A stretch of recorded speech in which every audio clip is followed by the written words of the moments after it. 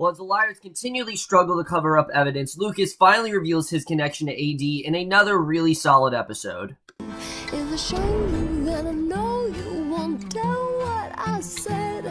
'Cause two can keep a secret if one of them is dead. Hey guys, coming over Cradle the Liars, Season 7, Episode 16, The Glove That Rocks the Cradle, and I was definitely looking forward to this episode. Like I said, the past few episodes haven't been bad. They've been, honestly, really solid, but just not good enough. Like, it's felt like something is missing, and this episode is probably the most solid of the bunch, definitely, especially for this second half of the season. This is definitely the best of those. I mean, I really did enjoy a lot about this episode. There was a lot of great stuff going on here. It's just the more that we go on with the show, the less impressed I really am. Like, I don't know where we're really headed at the end, and it just feels like at this point more should be happening, and it's not. And I'll talk about what I mean by that. Because sure, stuff is happening, but the stuff that is happening now, I feel like should have happened a while ago. So I'll talk about that in a little bit. But let's just get into this episode, because I definitely do want to get into it. There's definitely a lot to unpack in this one, because a lot did go down this episode, definitely. There's a lot of stuff that we did find out, and I love the way we start things off, because we see Spencer, and as we know, Marco knows about the receipt and everything, so she's now being interrogated about the Radley Hotel, and this guy that's questioning her is really not doing that great of a job, I have to say. This guy's name is Barry Mabel, and he's really not doing that great, and basically, you know, she's very rattled. She's trying to stay calm. You know, he's talking about, you know, how she, you know, her connection to the Riley Hotel and a joke that she made to Marco about burying a body. And basically, you know, for a lot of stuff, she's like, deny, I don't recall. So you can tell this guy is really starting to stir her up, and Marco does come in, and basically he tells her straight out that he can't help her unless she tells him the truth, because he knows very well that she's hiding something, and we know what it is. And, you know, I like that he told her, look, you know, I can give you whatever you want, I can help you out, but if you don't tell me the truth, then I'm just gonna charge you with whatever, and I'm not going to have any sympathy for you, because, you know, the worst thing she can do in this situation is lie to him, and he just kind of wants the truth. But at the same time, the truth is also the worst thing she can do, because that's going to get all of her friends in trouble. So Spencer's really kind of in a bind here, and she has to go home, and I thought that first scene was really solid, I have to say. I like that Spencer, the pressure really is starting to get to her, and, you know, she knows that this isn't just her and Marco having some, like, a, you know, fun love affair anymore. Now this is really starting to get serious, and this could really start to become a problem for her. So, basically, I like I said, I thought that first scene was really solid there. I like what we really got there, and, basically, you know, she's very rattled. She doesn't know how to answer many of these questions. But we then see Emma. So basically, Spencer then goes to the liars, and she reveals them how badly she really messed up with the receipts. And obviously, they're freaking out, and I said it before in that episode that this is really going to get Spencer into trouble, and I don't know why she was doing this. But now I actually do like this plot line, because it's now taking things in a really intense direction, and at this point in the show, because things were so boring, literally anything. I mean, it's like the Vampire Diaries. Just throw anything you have to make the show interesting. I'm completely fine with that. And basically, Hannah immediately goes into a rage, because she is the one who ran Rollins over with the car. So she backs down as soon as Spencer reminds her of the Spaleb of it all, of her and Caleb, and reminding her that the reason she was drinking heavily was because Hannah was about to steal Caleb from her, which I still am not exactly happy with that plot. I think it was dumb to begin with, and basically, you know, I like that kind of, I don't understand why that justifies it. Like, oh, I was upset about you and Caleb. Why does this justify it? I don't really understand that. I get, obviously, she was upset, but, I mean, she was still careless, and Hannah goes into damage control mode, and she decides if they're gonna save Spencer, they need to find and destroy the receipt with Spencer's signature, because that's basically what they have to do.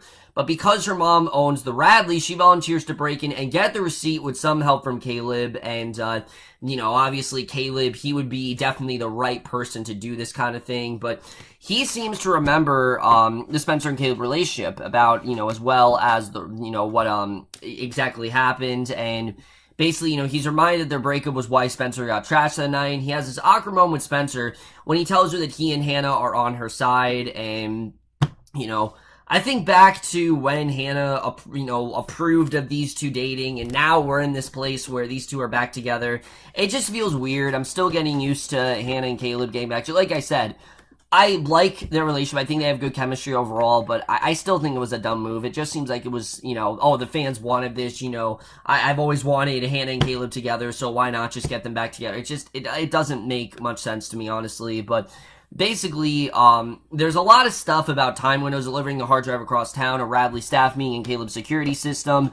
And what it comes down to is Hannah actually rifling through boxes of receipts without any gloves on. She leaves her fingerprints all over everything, which is the dumbest thing she could have done. And without not enough time, Caleb just tips the box of receipts on the floor.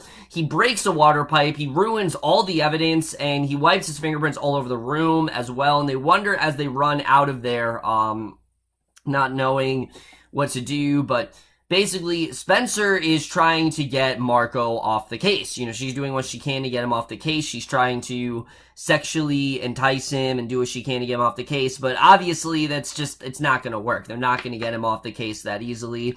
And basically, she, like I said, she does what she can to try to get him off the case, but it's just not going to work because she tells him that she is the same person he liked days before, and she know that they had this connection, and basically she wants him to stop being a cop for a minute, and can he just let this go? He tells her that she needs to go, and he leaves the room to take a call. She steals some zip drives off the side table, and the girls play with the zip drives with interviews of Lucas, and Hannah doesn't believe that Lucas would throw her under the bus. We'll get back to Lucas in a second, but obviously I knew that Marco just wasn't going to do that. There's no way that Marco would just easily comply like that, and he really didn't seem to, through them dating, that's what's made him so suspicious, is that them getting closer, this is what's given him more suspicion, is through that. So, basically, angered over the ruined evidence, he swears to go after the rest of her friends, and, basically, we can see that definitely this is a problem. Obviously, we don't know if he is actually going to, but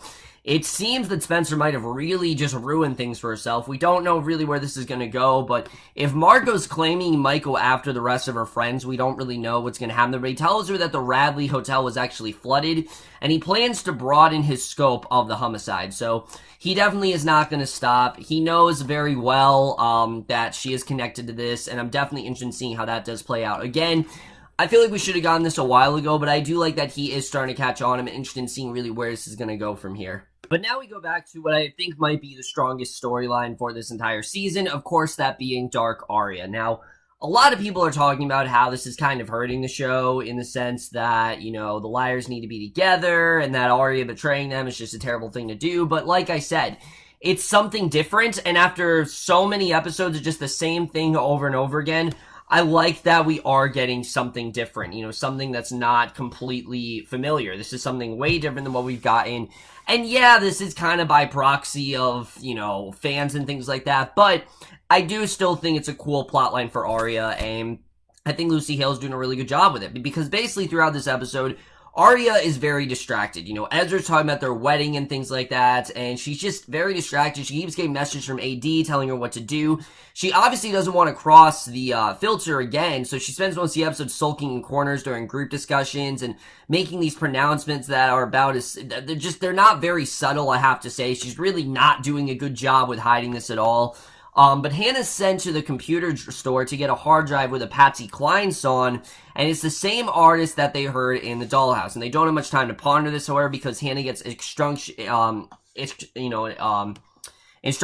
AD to put the hard drive in the locker at the school. And of course, Aria tips her hand about knowing about the locker when she shouldn't, because she's new to the whole, she's now relevant about this, and unfortunately, the liars don't send their A-team to scope out the locker. Instead, they end up sending Emily and Allie, which we'll get to them in a little bit. But basically, they end up having this whole romantic heart-to-heart, and we'll get into that in a second. But when Allie runs after the person in school, who actually turned out to be Mona, she falls down, and Emily then takes her back home. And this turns out to be pretty bad news for Dark Aria, who is at that moment painting the nursery with the blood of the innocent, and basically, at least AD knows how to play to the liar's strengths, and Aria is nearly caught by Emily and Allie. She rushes out of the house real quick, which that scene was honestly really intense. I didn't know what was going to happen there. I mean, they're going to find out at some point, but she luckily dodges out of there, but not before getting her arm snagged on something. She gets this really nasty scratch, and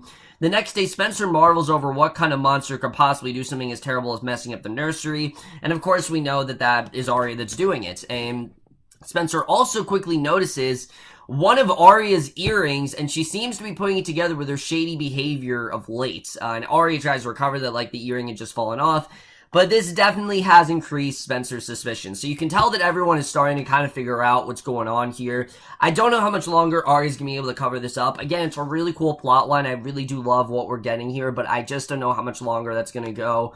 The only other thing going on with Aria, though, is that we do see Ezra's publicist actually wants Aria out of the press tour because she's dealing with stringing together doll parts for a nursery mobile, so she's fine with being out of the spotlight. However, at his book event, Ezra says that he's in love with Aria and that she's the next chapter of his life. And as much as I do want to believe that Aria does still care about Ezra, which I'm sure she does, I think she's just very distracted right now. I think AD is kind of distracting her. She's not really thinking about the wedding or anything like that, and I'm definitely interested in seeing where this ends up going. Like I said, I think the liars are going to get more and more suspicious as this goes on, and I don't know how much longer Aria's going to be able to cover this up. I think she's really not doing that great of a job, honestly, which is understandable. I mean, she's new to this whole ordeal, so it makes sense why she's not really doing that great of a job.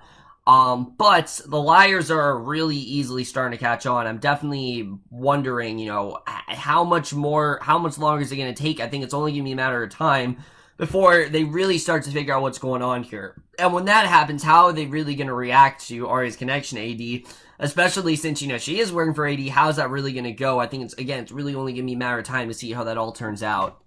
But now, again, we get to probably the dumbest plot line of the season right now, Allie and Emily, and I will admit, once again, this was the most solid stuff going on with that plot. I didn't hate this plot in this episode.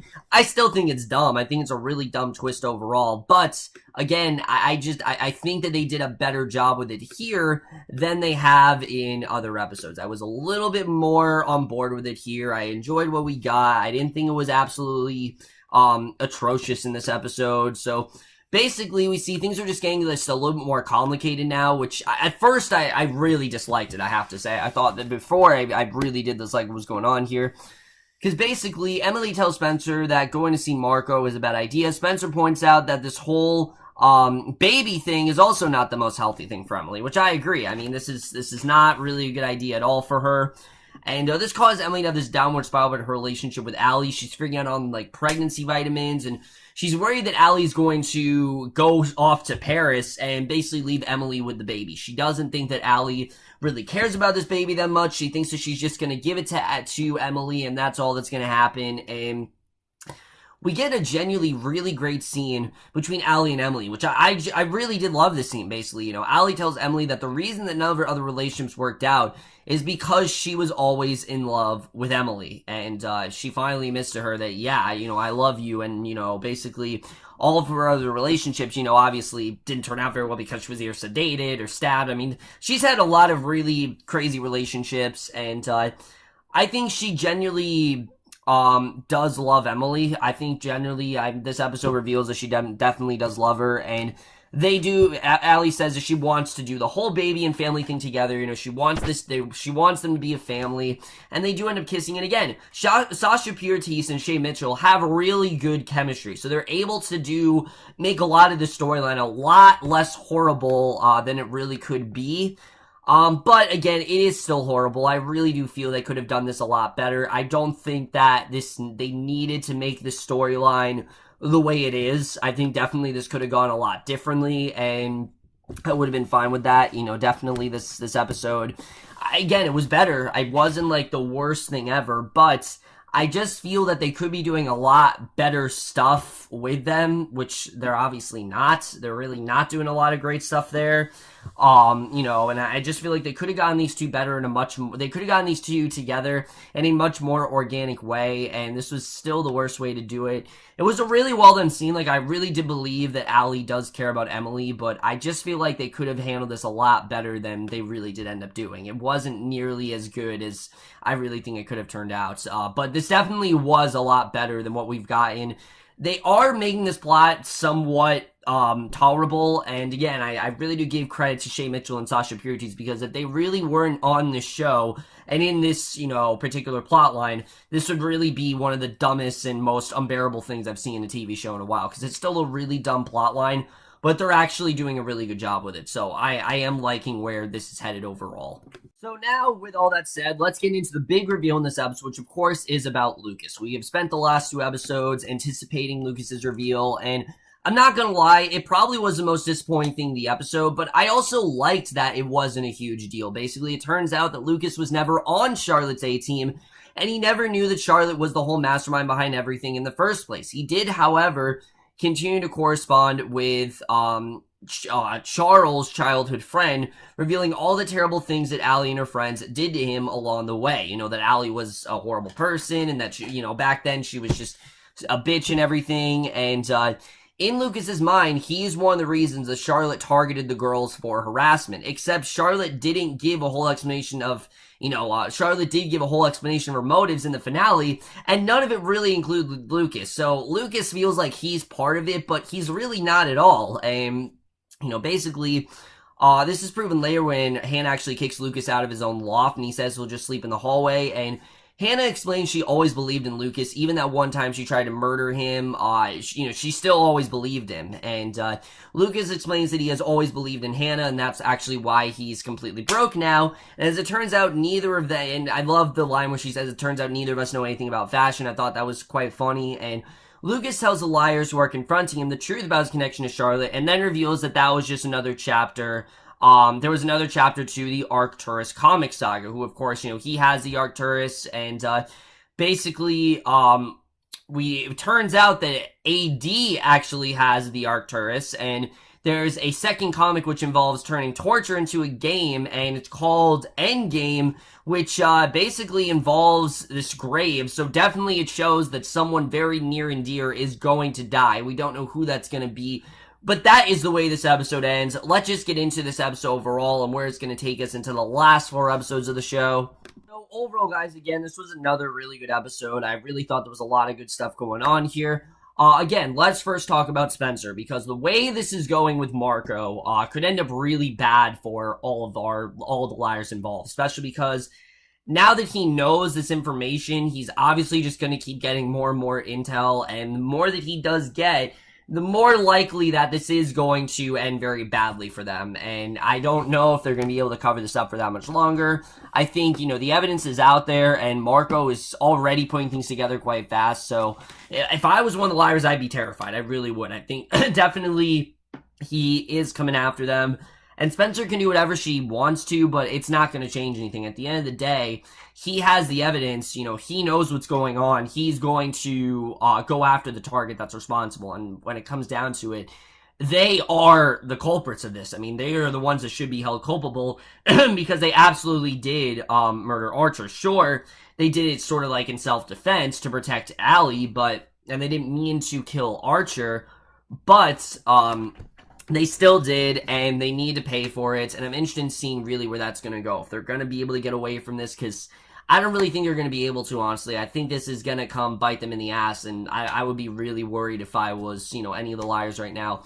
As far as Aria goes, Aria, again, I'm really loving this Dark Aria storyline, but she's really not doing a good job, I have to say. I mean, if she wasn't suspicious before, losing that earring, now she's more suspicious than ever. And I think Spencer's going to try, basically put things together very fast. She's always been really good with that stuff. She was the one who kind of suspected that Ezra was A, or she was the one that always knew a lot of details about A in the first place. So there's a lot of stuff that Spencer's very good at, and I think she's really going to start to put a lot of those things together. And again, if I was Aria, I would be very worried in that situation. So I don't know how long this is going to work for her. I feel really bad for Ezra. It seems like Ezra genuinely cares about her and he wants them to have a great future together, but again, she's constantly being influenced by AD. There's not really much she can control regarding that, and I don't know how much longer Aria is going to be able to do that. I think it's only going to be a matter of time before the other liars start to catch on. So again, I don't know how that's going to go. We'll have to see the way that really does play out. As far as Emily and Allie, I like that they are raising this baby together, but again, I just feel like they could have gone together in a much different way. Like, you still could have this storyline going on where Emily wants to raise this baby with Allie, but you don't have to have Emily have this connection to Allie. I just feel like it's dumb the way they're going about this story. You still could have had the same sort of, outcome, but it just could have been a lot different. Like, Allie needs someone to support the baby. Emily realizes that she really cares about Allie. Allie confesses her feelings to Emily, and they decide to raise the baby together. They could have done something like that, and I think it would have been a lot better than what they are doing now. I'm not a huge fan of it, I have to say. And then, I guess the only other thing to really talk about is Lucas. Like I said, there is this comic book obviously out there. We don't know what that's all about. I don't know if it means someone's gonna die. I mean, I hope, I'm thinking someone's gonna die.